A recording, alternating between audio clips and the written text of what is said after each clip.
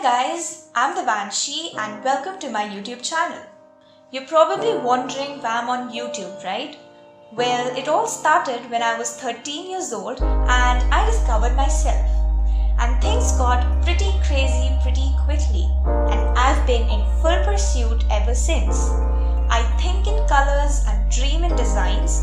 I dance my troubles away. My eyes see the world as one big story. So I decided to start my channel where I could tell stories. Stories that matter to me. Let's inspire each other. You'll find vlogs and videos about art, design, dance, and talk shows with inspirational people with extraordinary stories. I could not be more excited to share this adventure with you. So fasten your seatbelt and get ready for this ride. So, a very good afternoon to all of you, and welcome to this online guest session called Fuel Your Creativity. This with Devanshi Saraugi. So, in this session, we will be, of course, as usual, we'll be doing her interview first, and after the interview, Devanshi will walk us through a presentation which she has put together specially for us.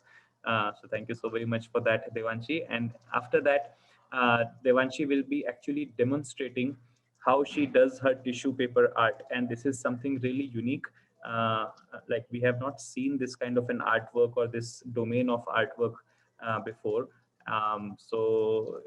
Devanshi will have surely very interesting things to share about it. So we will listen to her on that as well. Before we start, let me just introduce you and give you a little background of how Devanshi's career has been. So Devanshi actually started off as an artist at MasterChef India. She was working in freelance capacity at that time. Then she has also worked with Trisha's Chocola. So she's the co-owner of this. So this was a music video which she had helped put together. And then she worked as a graphic designer with Holistic Ed, and then she went on to found her own studio. So it's called D Reflection. I have shared with you the profile and artworks of Devanshi already, and I'm sure that all of you would have actually seen it, gone through it. Currently, Devanshi is working as a graphic designer with Sync Works, and she basically is from Guwahati, Assam. Am I correct? Yeah. Great. So welcome Devanshi on this online session. And yeah, let us quickly begin with our interview. So I've just introduced your, resume or, career details on how it looks like on a paper, but the actual journey is really different. So we would really love to hear your journey as an artist. How did you begin? Like, when did you decide that you wanted to come into this creative field? And now you are a very creative person. Your LinkedIn profile also shows that. So when did you realize that you have this knack for doing creativity and you want to actually build your career in this line? First of all, thank you so much for having me. I'm extremely delighted to be a part of this, and I'm so happy to see so many of you join this session. So I really look forward to learning from you guys, and I hope that even you have something to learn from me at the end. How I started my art journey. It is a very funny thing, actually, and I like to call myself an accidental artist because I never planned for this, and I never saw this coming. So, of course, I have been into art ever since I was a kid. But I mean, my mom kept an art teacher for me when I was just 7 years old. But at that time, I did not take it that seriously. It was just like, yes, my sir is going to come. He's going to take my class for 1 hour and I have to sit and follow his instructions. But then you see, when we turn teenagers, we really feel that urge to express ourselves. So I used writing as my escape, and I used to write a lot. But somewhere words fell short of what I wanted to express, and that's when art came to my rescue. And I've been drawing. It was just like a hobby that I was trying to be good at. I used to sit as a 16-year-old. I used to sit with a pen in my hand and a tissue paper in front of me, and I used to scribble my heart out, just scribbling and doodling. And I remember it was like in late 2017 when my relatives visited, and I was just showing, like very casually showing them my artwork, and they came up with this idea, why don't you start selling it? But I never saw its commercial value at that time because I was so little at that time. But within 1 hour I received my first ever commission piece, and that is when my professional journey kind of sort of started. And I started posting my artworks on Instagram, and it started catching attention. And since then, there's no going back. Wow. And when I started my Instagram page, I had no idea that it would turn into something like this, and I will actually do this professionally. So it was like a process. I never really thought that I will get into this or I will start doing this professionally. So it was just like little steps every day. It was a process. Wow. So what was your engagement with the MasterChef thing? Engagement with the MasterChef thing. Okay, so basically, my mom was in MasterChef India season 4. She was top 18. So yeah, so the team of MasterChef knows my mom. So they of course came across my work as well. So they approached me this year, like earlier this year in January, asking if I can design tissue art for MasterChef Vikas Khanna, Ranveer Brar, and Vineet Bhatia. Oh. So yeah, so in this season, they were basically gifted those tissue arts, and they were really sweet to actually post stories, with the painting. So it was a really overwhelming experience. Wow, great.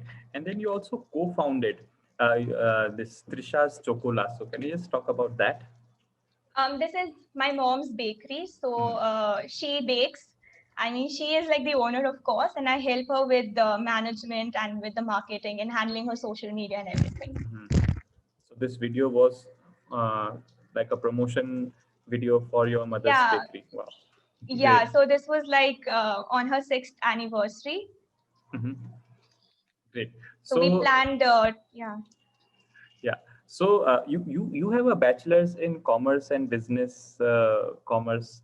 So you come from that commerce line. So did you ever try of building a career into that, or it was always art from the very beginning? As I said, that I never planned to work professionally, like become a professional artist or a designer. I never planned for this. And last year, I did not even know that I will get a full-time job. It was not planned at all. And talking about commerce, I really feel that commerce has really shaped my mind to understand designing better, because when it comes to designing, we are constantly trying to solve problems. We're trying to communicate. For example, brands, when they come up to me to design something for their brand, I can serve them and think about their brand, not just keeping design in my mind, but also marketing and those basic commerce things in mind, because ultimately these brands have to attract customers. So I really feel that commerce has having a commerce background has really benefited me. Lovely. So yeah, so I really find this very interesting when you say that to be a designer is actually to be a problem solver, because clients do come up with multiple problems, and we actually have to offer them a solution, and a solution which doesn't which suits them. And I just wanted to ask you, as an artist, when we create our own artworks, we find it good. Like we would rather say that it's always the best thing that has come out, because it's my art. But then how does it relate with the client? Because so have you had any such experiences wherein your client was not very happy with the work that you did? See, actually, there's a huge difference between art and designing. Art is something that you do to express yourself. I mean, it's open to interpretations. For example, if I make a painting, if I make an artwork, and keeping something particular in my mind, and I show it to others, they will be thinking or they will be looking at that artwork from their own perspective. Exactly. But when it comes to designing, it is about problem solving. It is about conveying a particular message to your audience. So I personally feel that if your design is not able to communicate what you want to talk about, then there's something wrong with the design. So of course there are times as designers we're constantly dealing with criticism, and clients are like, can you edit that, can you change this? So of course we deal with that. So the only way how we can deal is we need to look at the work that we're doing from the perspective of the client and not from just our perspective. For example, if a client approaches me to design a website for them, and they tell me that we basically wish to design this web page for this particular like customers, keeping this, so I keep the target customers in mind, I keep their preferences, their interests in mind, and I design according to them. Now let's say that they did not like a specific thing in my design, so I try to talk to them again, I try to have a proper brainstorming session with them, discuss thoroughly, and design again. So criticism and redesigning is a part of our process. It's a part of the job, right? Yeah. Exactly. So my next question to you is, what is the importance of softwares in designing? Okay, so the importance of software. I personally believe that if you have the knack of designing, if you know how to design, and if you have that eye, to observe and to make the use of different elements, combine them together and come up with a really creative design, softwares don't, I mean, it matters a lot, but it's just a tool that will help you to draw. At the end, it's your own ability to use a tool. I mean, for the longest time when I started digital illustration, I used to draw on my phone using my fingers. So the thing is, tools, softwares, these are important, of course. They'll show you a way, they'll show you a path, but in the end, it's you who has to walk. Yeah, great. And like, how has the market changed since COVID-19? So is there a drop in the kind of projects that your company is getting, or is there an increase? How is it? I don't think so, because you see, if COVID has been here, then almost every business has suffered, and every business needs more and more client. And you see, I generally work when it comes to visual identity. I provide visual identity for brands. So visual identity is something that these brands are really hyped up about these days, because these identity, this whole branding thing, it really attracts the customers. So when a particular brand has a proper branding, proper packaging, proper logo and color palette and everything, it also helps them attract customers. So I think I haven't seen any such change in the market demand for this. But of course, thoda bahut, it's of course like it is meant to happen in this situation. Mhm. Okay.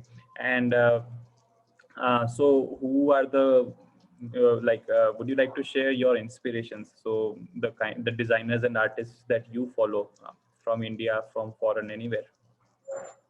Yeah, so my favorite content creator is Ankita Chawla, and I came across her a year ago. I mean, she was also on news and everything, because she had a very creative approach. So she basically turned her Instagram account into a resume, and she was able to get a job at Deloitte India.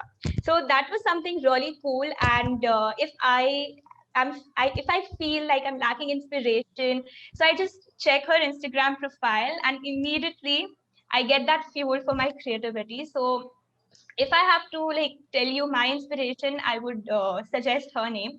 But you see, whenever somebody asks me about like, what's your inspiration, where do you get your inspiration from, I would say that there isn't any particular place or a topic or a person from whom I get my inspiration from. I get inspiration. I derive my inspiration from almost everywhere. It's like, if you are an individual working in a creative industry, you can get inspiration from every little thing. I mean, you can get inspiration by just looking at how your colors interact with shadows and lights, how people interact with each other.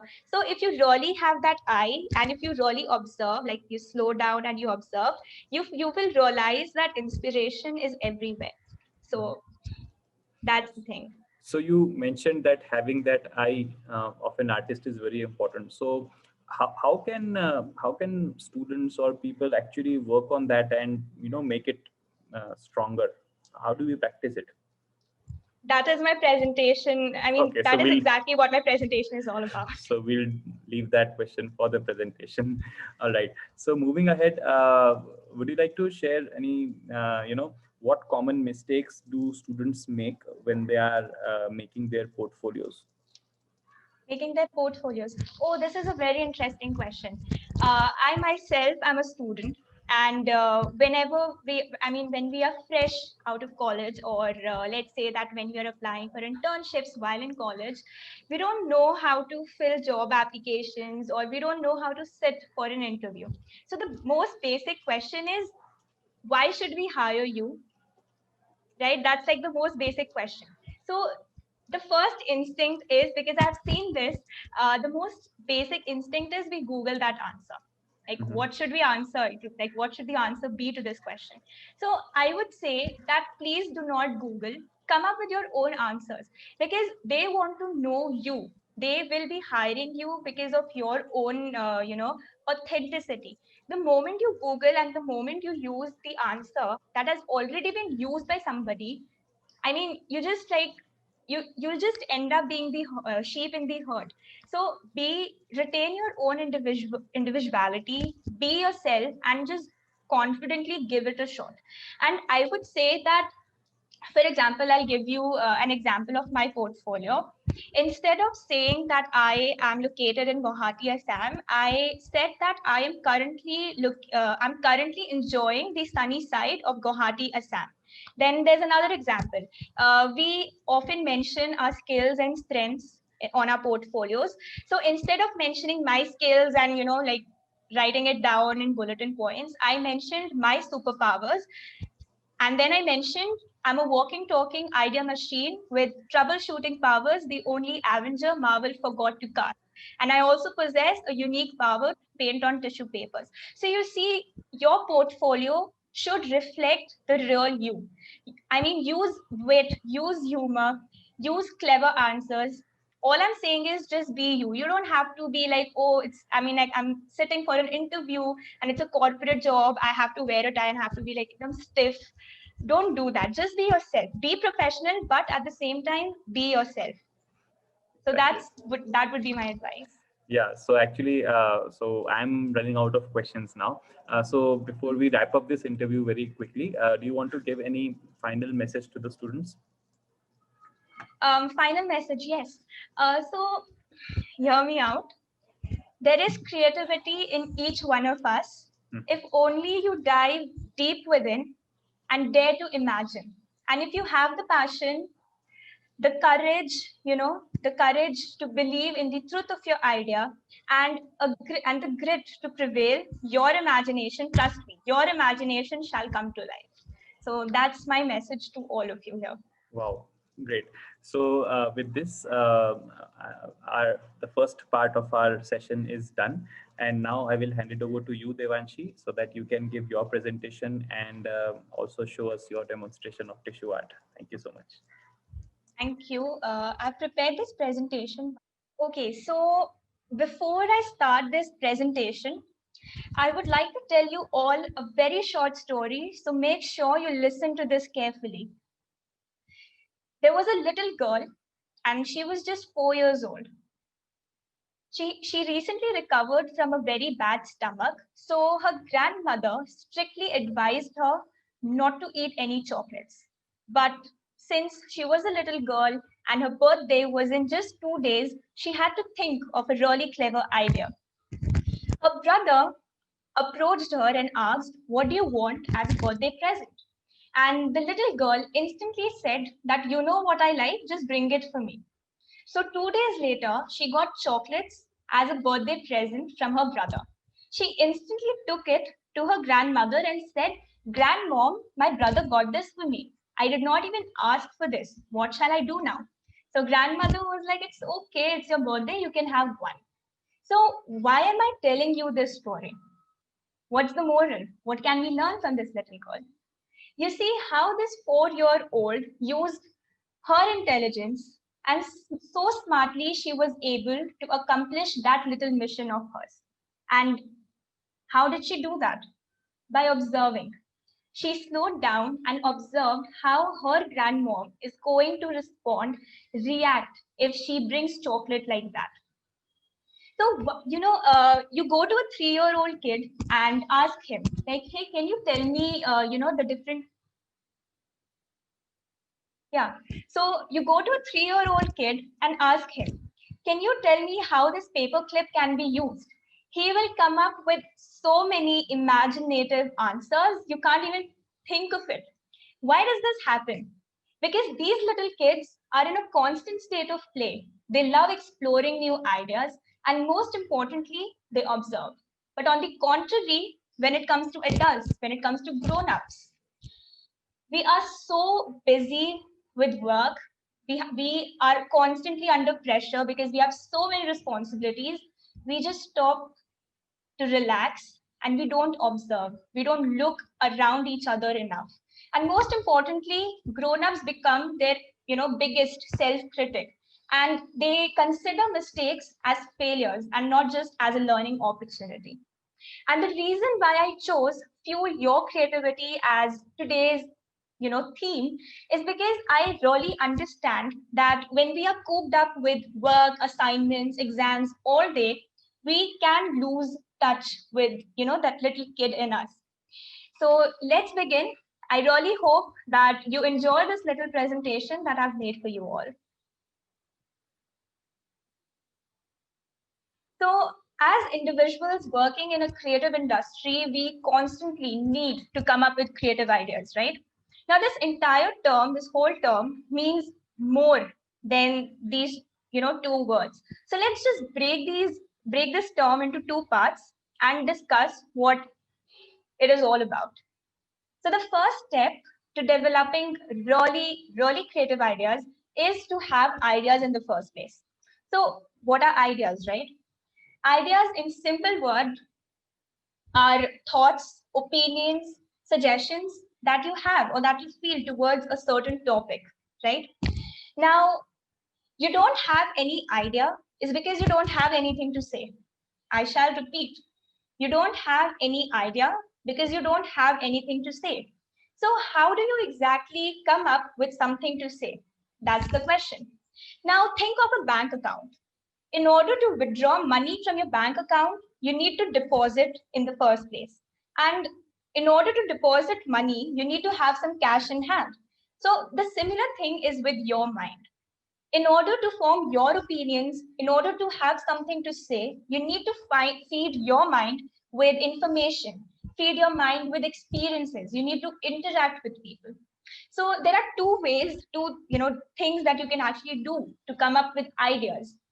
So the very first thing is use your observational skills. Look around yourself. I mean, I already gave you an example of that little girl, how she used her observation skills and, using her wit and humor, wit and creativity, she was able to solve her problem. So look around yourself. There are invisible problems all around you, which is waiting to be solved. The only thing is you need to observe, feel them, and then solve them. Now, don't see the world as how you think it is. See the world how it really is. Because you see when it's, oh, sorry, because you see it's very easy to solve those problems which almost everyone sees, but it's very difficult to solve those problems which no one sees. And that's exactly where the role of designers, artists, scientists, entrepreneurs come into play. And pro tip, and next is your listening skills. Now, we are students, so of course we hear this often that when you're talking, you're only repeating what you already know. But the moment you carefully listen, you start learning new things. So if you are a book person, read books, read articles. If not, watch movies, documentaries. I mean, I believe that information in today's world is so easily accessible. Talk to people, because the more you communicate, the better. Be open to criticism, discuss ideas. And next, when you have enough ideas or when you really have something to say, just write it down on a piece of paper. Next step is creativity. So now you have something to say, you have a certain idea. Now the question is, how are you supposed to present that idea in a very creative way, right? So what is exactly creativity, right? So I've already discussed what ideas are. So idea is like sugar, and creativity is which dessert you choose to make using the sugar. And we have this biggest misconception that creativity is a natural skill. I have my friends coming up to me and saying that, hey, Devanshi, we are not that creative. But let me tell you this, it is not a natural skill that some people have and some people don't. In fact, your genes have only 22% influence on creativity. The rest, 78%, comes from your practice, habit, experiences. Now, the question is, how are you supposed to come up with really out of the box way of expressing your idea, right? My advice, do absolutely nothing. And when I say do absolutely nothing, I don't mean, like just sit down, do absolutely nothing, waste your time and procrastinate. No, by doing nothing, I don't mean that. What I'm trying to tell you is, don't do anything about that idea. Instead, engage yourself in some other activity. Maybe just go listen to music or dance a little, cook yourself some dinner. And why am I saying this? Why am I asking you to do absolutely nothing? So just imagine this situation, okay? Just imagine the scenario that you've come up with a really cool idea and you've written on your notebook. And now you're sitting in front of your notebook and you have decided that you have to come up with a very creative solution for it within 2 hours, right? Now ask this to yourself. How are you supposed to come up with an out of the box idea by putting your mind in a cage with a timer, right? It never works like that because you're just putting this pressure in your mind. And believe me, creativity comes to you when you are in a constant state of play. It can never come to you when you are, putting this restriction in your mind for your mind that you have to come up with ideas within 2 hours. So I'll give you 3 examples to help you understand this concept better. So Albert Einstein, of course, we have heard of him, the greatest scientist of all time. So in 1905, he published 4 research papers. So one was based on, your Brownian motion, the other was on atoms, the other one was based on the theory of general relativity, and the other was based on the most famous equation, E is equal to mc squared. Now just think about this. How can a person come up with 4 scientific research in just 1 year? Of course, he is Albert Einstein. He's very unique. We're not as unique as him. But the pattern of behavior that he was showing was something that was not so unique. And I am not saying this. Researchers all around the world have studied highly creative individuals, right from Richard Feynman to Albert Einstein, and they have said multitasking is the way to creativity. And I will cite one example that one personal encounter that I had exactly 2 years ago. So I noticed and I personally felt that too often we hear people talk bad things about us. They pass negative comments and they refer to us, using wrong words. And it has a very huge impact on our mind and it stays in our mind for a very, very long time. So I had this idea, an initial idea, and I wanted to express this message with others. So what I did, I simply wrote down my idea on my notebook, closed it and kept it aside. Now let's see what happened next. So after a few days, I traveled to Mumbai And I was sitting at a tattoo studio and I was waiting for my mom to get over with it. And I carefully observed how the tattoo artist was using his tool to draw on my mom's hand, to make a tattoo on my mom's hand. And she was there in pain because, of course, the whole tattoo procedure is really painful. And then it clicked me that that is the exact thing that I want to highlight in my idea. So what I did was I went home and I made a rough sketch, and this is how my final design looked like. So you see how I used the experience I had at the tattoo studio. I mean, who saw that coming? I did not even plan for that, right? So this is the power of doing nothing and allowing creativity to flow into your mind naturally. So do you really think I would have been able to come up with a concept like this or a concept similar to this if I had put my mind in a cage along with the timer? I don't think so. Another example, and I'm sure most of you are already aware of this, Archimedes. So yeah, so this is actually a really interesting story. This great scientist discovered, he made a scientific breakthrough while he was taking a bath. Now, how cool is that? He was taking a bath and he had his own eureka moment when he discovered density. And if that isn't a perfect example of multitasking, I don't know what it is. So after you had your own eureka moment, write it down, make a rough sketch, just make a prototype and give your final design a shot. So the next thing I would like to tell you about is this particular exercise that I've been engaging myself into, particularly in this whole quarantine period. So what I do is, Acha, remember I told you that one of the, one of the most important ways through which you can come up with ideas is by observing. Now, as little kids, I'm sure most of us used to do this. We used to look at the sky. I mean, I still do this. I look at the sky and I instantly form images with clouds. Like, hey, that cloud looks like a dinosaur, right? We all do this. So this is the exact thing that you do. You observe. So take any reference object from your surrounding, make an outline, and just make a character out of it. It trains your mind to be so creative and imagine like never before.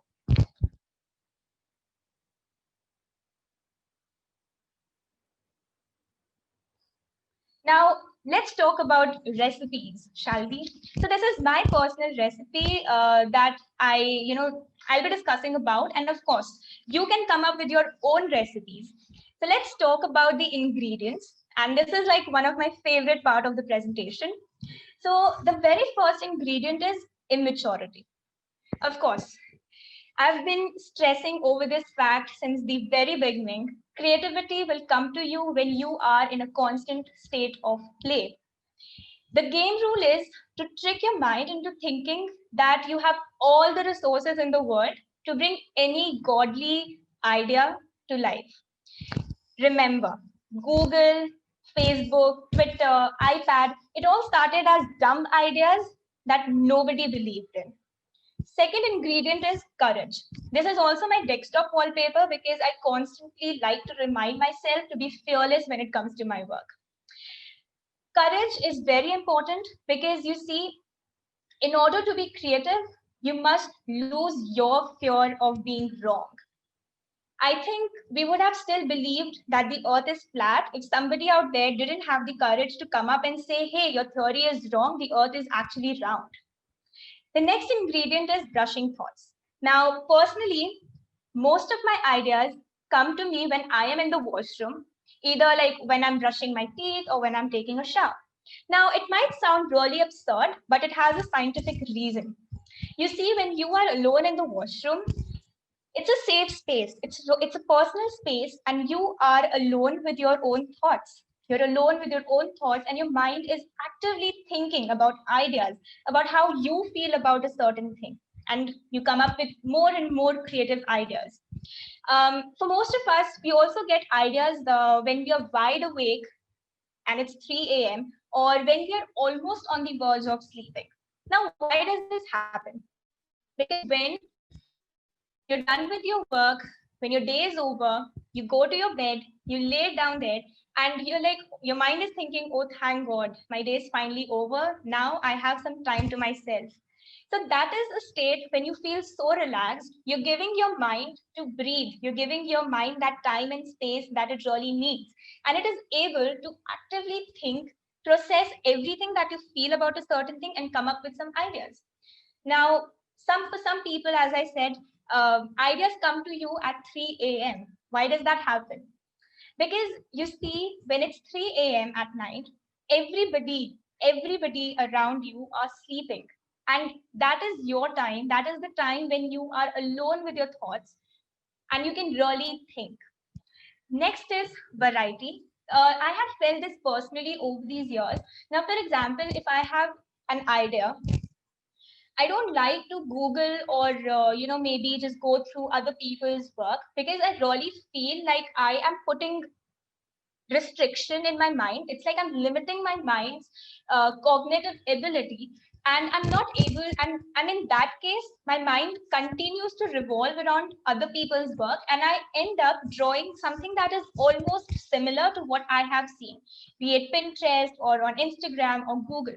So, if you want to create a dent in the universe, if you want to really create an impact and retain your own individuality, just sit down, write how you feel about a certain thing, and then just give it a shot instead of just searching for other people's work on a similar topic.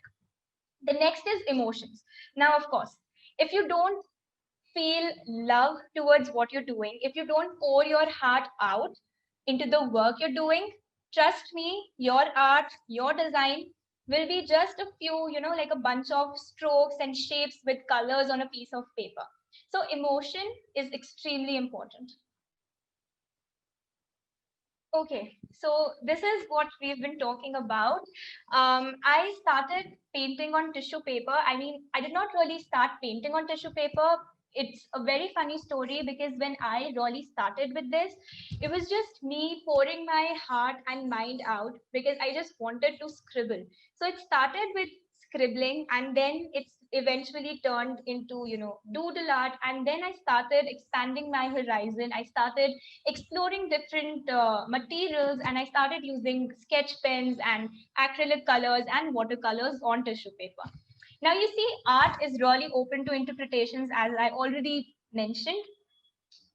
So this is the tissue art, and I'm sure that this particular artwork is open to a lot of interpretations. I mean, I purposely decided to, you know make this painting to the presentation is because I wanted to highlight the very fact that if this particular painting means something to me or it makes me feel a certain way, it doesn't mean that everybody, every one of you who are sitting right now, you're looking at this painting will think the same thing about this. And this is what I will be giving you a demo on. And I purposely chose this particular design is because it has a lot of pen work. And as I said that I used to do a lot of pen work initially. So that's the reason I chose this. So what you will be learning is that I'll tell you how you can deal with such a delicate material as a tissue paper. Second, I will of course show you how I, draw using pen and pencil on tissue paper. Second, I will be showing you the whole painting process, and I will also be, highlighting the difference between acrylic and watercolor. So let's begin. Yeah, just before you start and go ahead, this is some really amazing piece of art. And if you check out the chat box, you will just see how well it is being appreciated. And actually, if you have never seen Oh, something like this, it is really, and it's very delicate. So yeah, kudos to you. yeah, I'll just check 1 minute.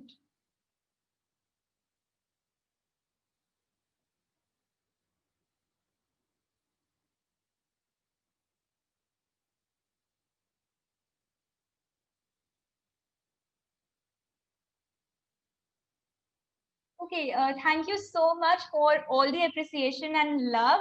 And somebody has said that the recipe looks tasty. Thank you so much, and I hope you try this recipe at home. Also, there's someone who has said, Insia, that I end up subconsciously setting an unnecessary standard for myself. Don't do that. I mean, of course, we constantly set up standards for ourselves because we expect a lot from ourselves, from our own selves, and we constantly have this need to do better. Set up standards for yourself. Of course, that's important, but in that process, don't be hard on yourself. There is a huge difference between setting up, like a few yardsticks for yourself and being completely hard on yourself. So I'll start with the demo. So I pre-recorded this so that I can explain as you see me, draw. Lovely, great. So a lot of people come up to me and they say that how do you really draw on tissue paper? Because if we just make even a line using a pencil or a pen, the tissue paper will just stir, right? So just notice carefully the technique that I'm using to draw on tissue paper. Now, when we are drawing on a piece of paper, we simply make a continuous stroke or a shape, right? But here I'm going inch by inch. If you really notice the technique that I use, so this really helps me deal with this delicate material, and it really helps me, gain control over this whole paper.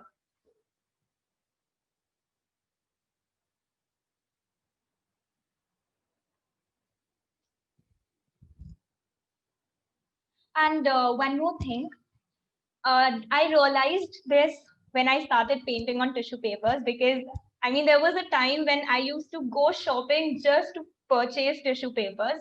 So there are two kinds available in the market. One has a really plastic feels to it, and the other is, has a really it feels like a cloth basically. So my advice is go for those tissue papers which has those plastic feels to it because it helps you, it basically absorbs the paint in a better way. So there's a question that how do you erase if you make a mistake?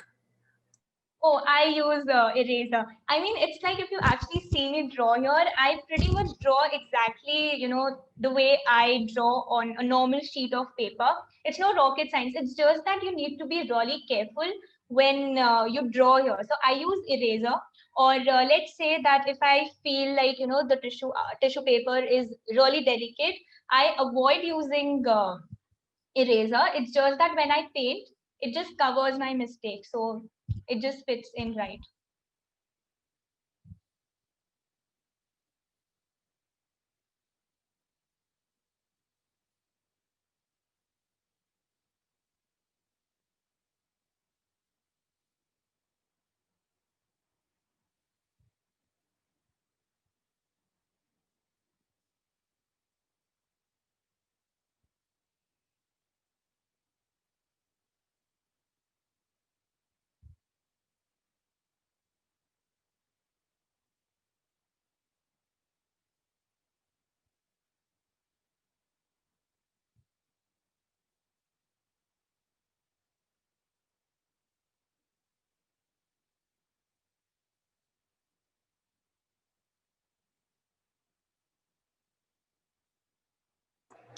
So how much time did this entire thing take? Um, I didn't understand your question. How much time did it take to complete this entire, like right from sketching all the way up to coloring? Okay, so it took me, I mean, this design, it takes me 2.5 hours. And I think since you have to be extra careful when you're painting on a tissue paper, it takes more time, than it would take you if you just draw it normally on a piece of paper. So this particular design, it took me 2.5 hours. But then the Iron Man painting that I showed, it took me almost an entire day. And I have this really annoying habit. Like my mom and my sister tells me that it's really annoying because I have this habit that if I decide that I want to paint something, I'll sit and I'll continuously paint for hours and hours without taking a break, because I don't like interruptions. And I feel like if I take, a break, or let's say that if I keep the rest of my work for the next day, I really feel that, that whole zone I am in, it really breaks. And I don't like that thing. So that's the thing. I do everything continuously at one go. So that's how artists are.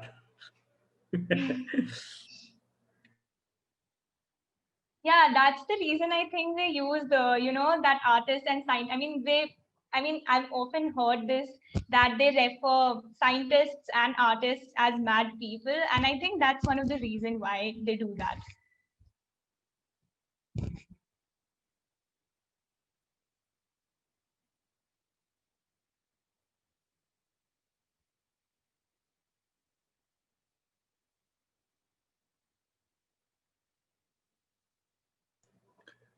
So you actually designed this design or created this design also? Yeah, yeah. So what was the thought behind this design? Okay, so I painted this 2 years ago on Diwali, and my mom asked me to, design something related to Ganesha, because people are often looking for paintings like this, especially during festive time. So I was going through a lot of designs on Pinterest, because I wanted to do something which is not there. I wanted to do something that is really different. And I was just going through all the paintings, and it was just like those normal paintings that we can actually imagine. So I decided that why not use, like a little deep, why not do a design with, these little details, and use my love for doodling here in the painting itself. And that's how I came up with this. So I took inspiration from lots and lots of designs, Ganesh Ji ka, and I, of course, designed this. So that's how I did it. So there's a lot of brainstorming behind the, designs, and lot of trial and error. And you really have to sit and devote and let creativity flow in your mind naturally, of course. Yeah. So what is the concept here? So there's a Ganesha, yes, but what else? Yeah. Yeah, and I really wanted to give it a really, traditional look, and that's one of the reason why I showed a rat here. It's somewhere here. It's not visible right now, and yeah. So this is. I just wanted to give it a very traditional look to it, and a really very, you understand, like very interesting approach to the whole design. So that was the main concept.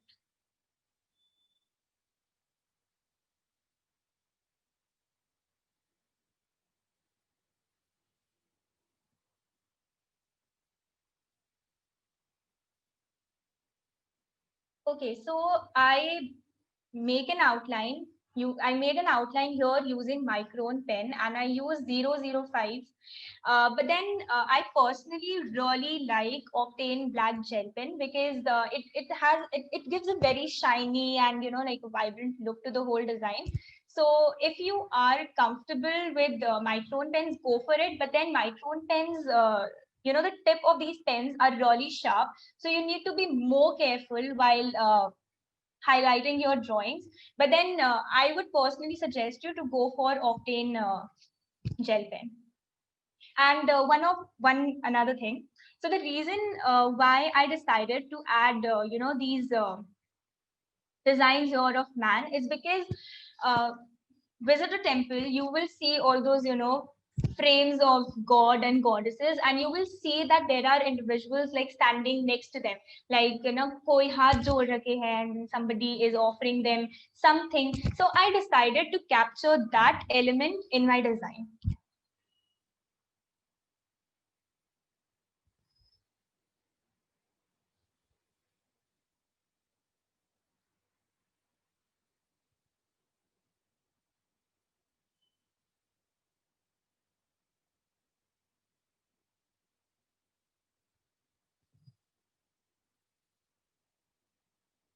And one more thing, if during this process, if you happen to, just like mess a little with your design, it's absolutely okay, because artists, they don't make mistakes, they make beautiful accidents. And last, if let's say that kahi fat jata hai tissue paper, just pretend that you didn't see it and continue drawing, and you can cover it up later using, when you paint. So it happens with me a lot of time that I just find कि कहीं से फट गया है. Like for example, if you notice here, I made that mistake here, but then you just continue drawing and just paint at the end, and it's going to look fine. Would it be a good idea to have 2 or 3 tissue papers stacked below the one on which we are working? Pardon? Would it be a good idea to have 2-3 more tissue papers below the one that we are working on to give it more strength? No, I don't think so, because I don't generally like doing it. I do that when I'm painting. But when I am using pencil or a pen on tissue paper, I generally avoid doing that, because you see, I have to keep the tissue paper in a very, it has to be really still, because, and let's say that I have used tissue paper, like, some tissue papers, and below, under it. So it will start moving, because of which I will not, have a very good control and grip over the paper that I am drawing on. So I generally avoid doing that. Yeah, and there are a few questions, like not questions but comments in the chat section, जिसमें बच्चे बोल रहे हैं कि color spread होता है या ये ink spread हो सकता है. So yeah, No. I have noticed this, that inks don't spread. Of course, you have to use the right kind of pen, and that's why I mentioned that go for black octane pen or micron pens, because it doesn't spread. And even if you use paint on top of it, as you'll be seeing here, it doesn't spread at all. And paint, no, it doesn't spread. The trick is you use the right amount of water, and it's just like, I'll come to that later as you see me painting here. Yeah, great. And there's one more very interesting thing about a newspaper. So if we try to tear it in one orientation, for example, landscape, it might not get torn properly, वो टेढ़ा मेढ़ा हो जाता है. But if you try to do it in the other orientation, portrait में करते हैं, तो वो एकदम straight line में फटता है. So this is because of the way that newspaper is made. So I'm not sure कि वो portrait में ज़्यादा अच्छे से फाड़ सकते हैं उसको या landscape में, but in one orientation it doesn't work out properly, in the other it does. So ऐसा tissue paper के भी making में कुछ होता है क्या कि which would be useful for this artwork? I haven't really thought about it. It's just like आप जैसे बोल रहे हो कि orientation. If I have to, let's say that I've been like, this is a design that I did it on a square like shaped tissue paper. Let's say that if I want to make like a bigger painting, I simply unfold and I draw it, tissue paper ko half karke, and I use the same process doing it, so it just works out fine.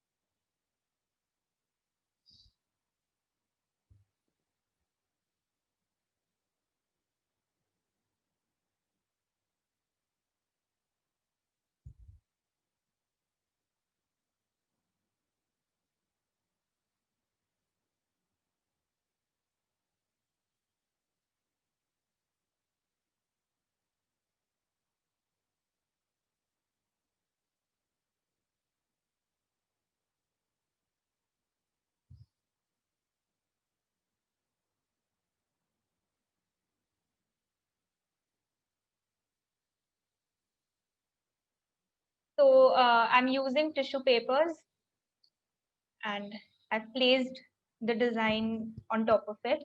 And you'll see I'm using acrylic paints here, and I'll give you the reason why I use acrylic paints more. But when I started painting on tissue paper, I used watercolors. Now I've mixed my paint with a little water, as you can see, and I have like, soaked all that extra water using a towel, and I'm painting here. So you see it doesn't spread at all.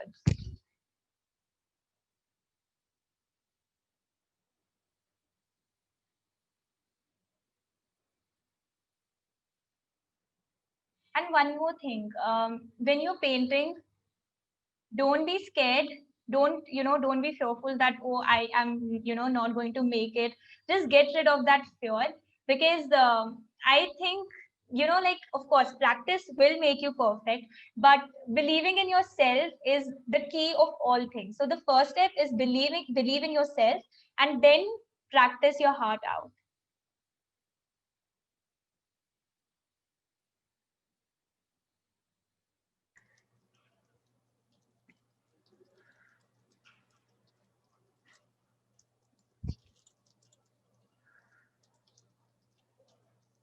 So is there any guideline on do we need to wait for the other layer of color which will come on top of it for this one to dry out? Okay.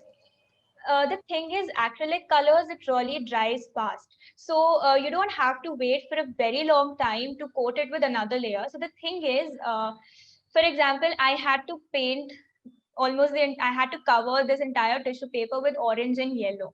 So I, of course, did a base layer. I painted the base layer first. And after, like, let's say 5 or 10 minutes, after it is completely dried up, I added, like, different shading to it, and I used darker colors for it.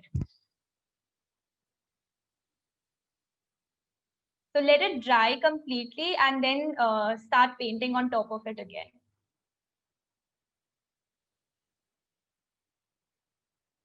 And I really like using acrylic colors is because you must have seen these acrylic colors are opaque, right?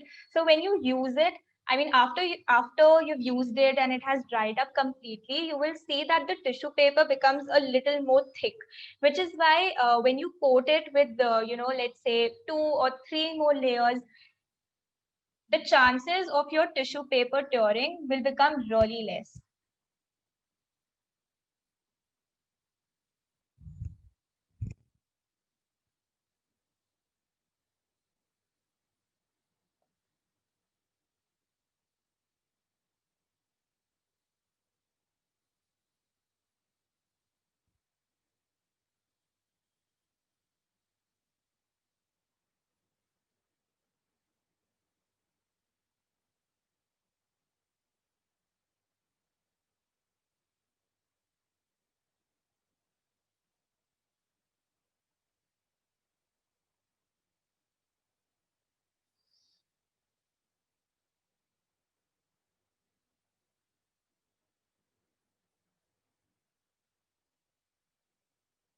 And one more thing, after I'm done with painting, I outline these, designs again so that it really pops out.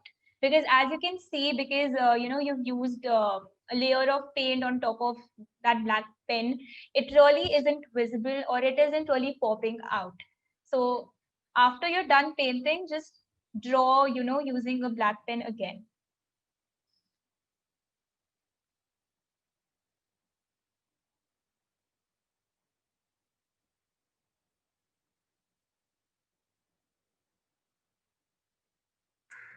So there's a question in the chat by Sakina. What kind of sketch pens would you recommend if we want to draw colorful outlines? Okay, I use the normal sketch pen, the ones you get in the shop. Uh, I think it belongs to the brand Camel or Camlin. So I just use those normal sketch pens. Trust me, I don't buy those, expensive art materials. I just use, like, I just have 1 or 2 brush that I use to paint. So the thing is, just buy those sketch pens and just do it. It doesn't spread at all.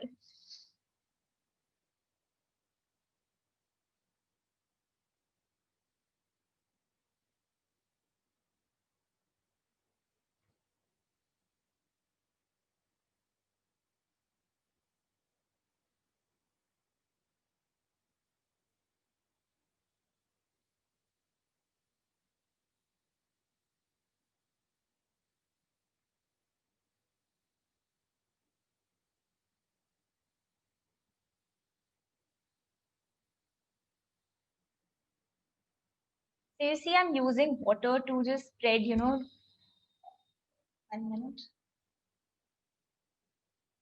Yeah. So I've used water in order to spread, this orange shade a little.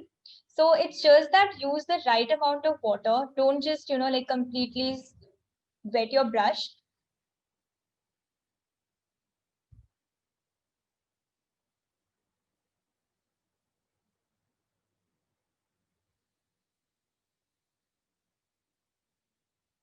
So I will be, this is like a demonstration or, like showing the difference between acrylic colors and watercolor.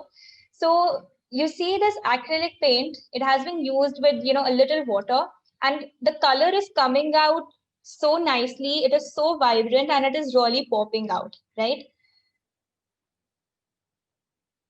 Next, I'll be using watercolor with some amount of water.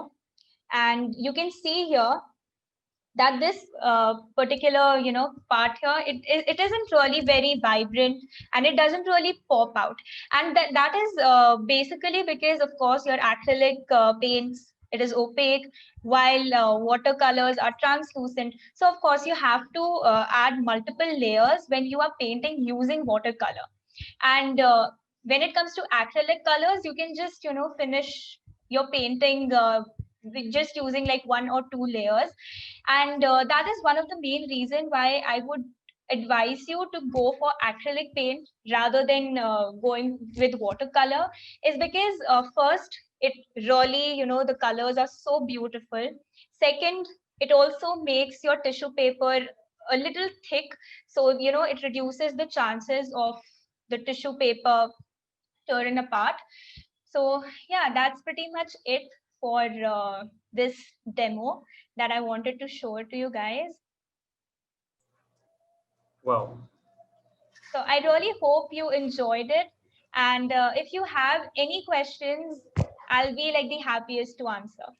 Yes, so I think this was a wonderful piece of artwork, and you actually did a good job explaining your process of how you approached all these things. And so, yeah, now we can open this up for questions. So, guys, you can just type in your questions in the chat box.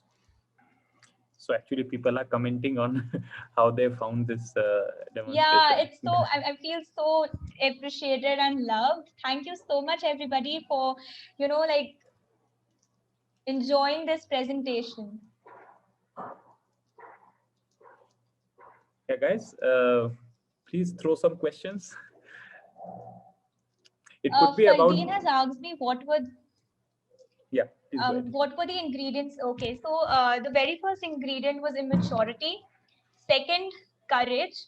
Third was brushing thoughts, or let's say, your 3 a.m. thoughts. Fourth is variety. And the last, but not the least, are emotions.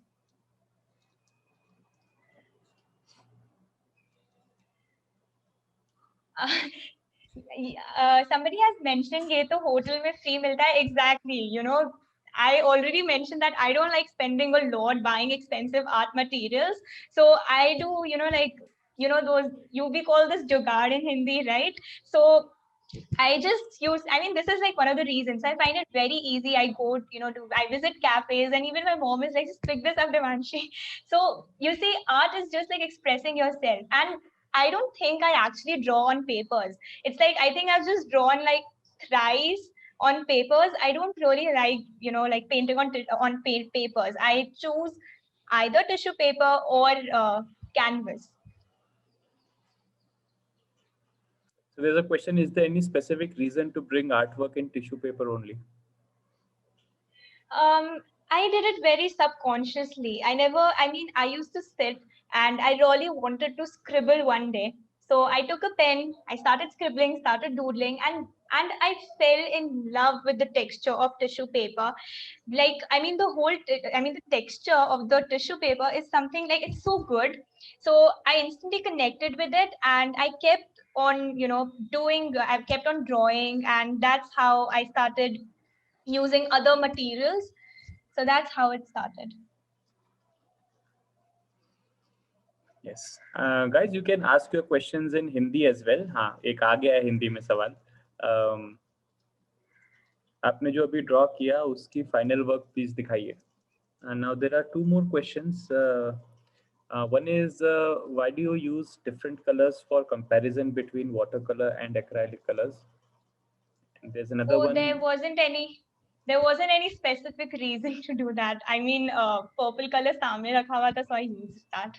Okay, so I'll just share my screen and show you the final design. Yes, yeah, even I wanted to see that once again.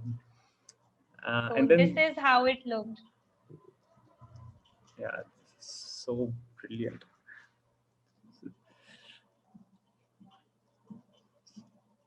Simply brilliant. Yeah. And there's one more thing. I wanted to know about simplicity. I do a lot of hard work. I didn't understand.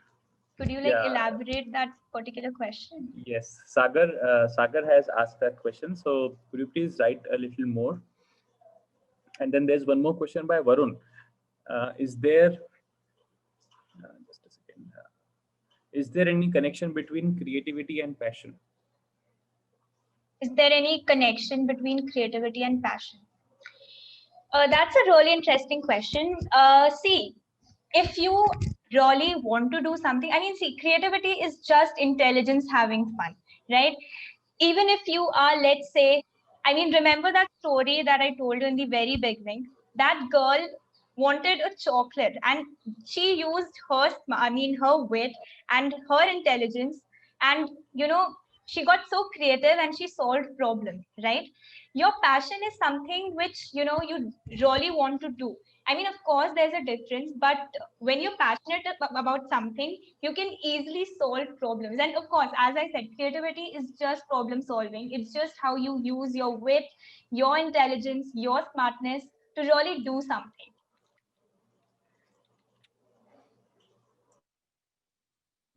So we also have a few of our faculties in the session. So for instance, we have Darshana Madam. So ma'am, I'm unmuting you. We would like to hear your comment or questions if you have, Darshana. Okay. In the meantime, we have a comment. Ma'am, आप कौन सा number का brush use करते हो painting के लिए? As I said, I don't use a lot of, like brush. I don't keep in mind the numbers and everything. I use two brush. One is a little thick and one is, like, I mean, I'll just show you. Just give me 2 minutes. So, can you see this? So I use two brush. Yeah, I use two brushes. One is, of course, for, painting those intricate parts. And the other is not so thick brush. So I think it's like 0.6 or 0.5. And this one is 0.2. So this is the thing. And it's not about, the number of the brush or the size of, the bristles. It's just about, which brush you are comfortable with. It's like I paint using just one brush because I really found my voice in it. And there's this question, black octane gel pen. Yes, it is a little wet. I mean, it gets a little wetty, but of course you have to wait for a few seconds. Make sure you don't touch it because of course it will just spread a little. So just wait for like a few seconds and then you can paint on it. There's one more comment. Instead of these, how to use? Oh, there's a question. Instead of these, how to use line arts to show the feelings of artwork? Instead of these, okay. So he's just okay. So it's very simple. If you have an idea in your mind, make a rough sketch, make a prototype, do the final design, and just use those micron pens and everything. It doesn't actually depend on the materials you're using. It's just that how your designs speak on a personal level. So you just need to keep that in mind.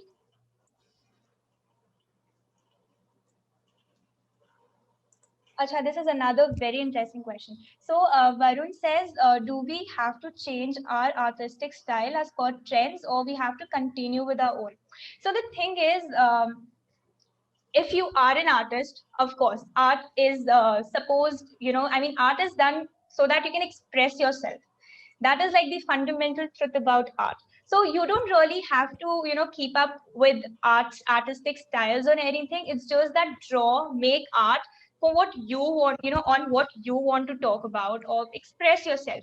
But yes, when it comes to designing, especially, you need to keep up with the trends because, as I said, you'll be designing, in order to communicate, in order to solve a problem, in order to convey a particular message about something. So you need to keep up with designs, but at the same time, keep exploring your own, style. Because I personally believe that as artists, we can't just restrict ourselves to one particular style. We constantly need to explore using different materials, different mediums, and so you understand, right? What I'm trying to say. It's just that keep exploring yourself, but at the same time, just keep up with the market trends as well.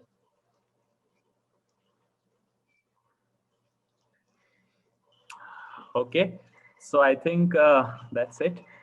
We have had quite a few questions and a wonderful demonstration by Devanshi. So thank you so very much, Devanshi, for sparing the time. I know this was supposed to be your office time and you have had to make some adjustments in your office to be able to conduct this session. So we appreciate those efforts. And I would also like to thank all the students who have been patiently watching this demonstration, asking questions, engaging. And I really hope that a lot of you do actually start scribbling and actually drawing on tissue paper. So whenever we are out after this corona pandemic is gone, and when we are actually going to hotels outside, I really hope that a lot of more students they start doing it, at least trying it out. And of course, if you want to, if you want any help, Devanshi, I'm sure would be happy to help you out, right? Absolutely. I mean, I feel so good to see that you guys actually enjoyed it because since I'm a student and, like just the thought of attending seminars and all these events, it really feels, I mean, I was really scared while, making the whole presentation that I hope the students don't get bored. But I'm so glad that each one of you enjoyed this. I mean, I had super fun. And I would love it if you try, painting on tissue papers and, you can send it to me, just like Yeah, show it to me on Instagram. I would love to see it. great. And I hope that you enjoyed this session as much as I enjoyed talking about it.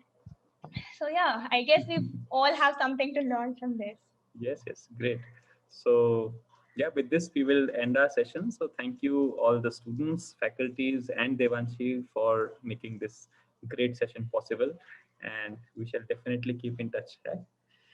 Thank you so much for having me on board. Yes. Bye bye.